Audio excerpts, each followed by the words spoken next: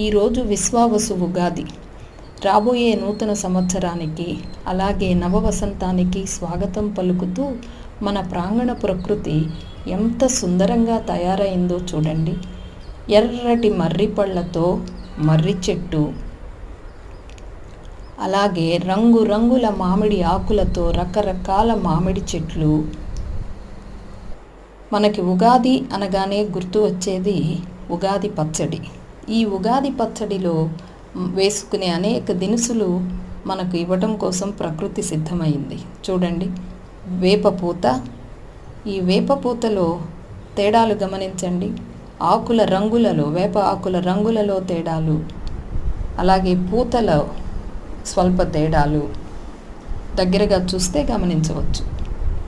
అలాగే మరొక దినుసు మామిడికాయలు. చెట్ల నిండా మామిడికాయలు, చింతకాయలు గుత్తులు గుత్తులుగా కాసున్నాయి. ఈ రాబోయే నూతన సంవత్సరం మనందరి భవిష్యత్తుతో పాటు మన ప్రకృతి భవిష్యత్తు కూడా బాగుండాలని కోరుకుంటూ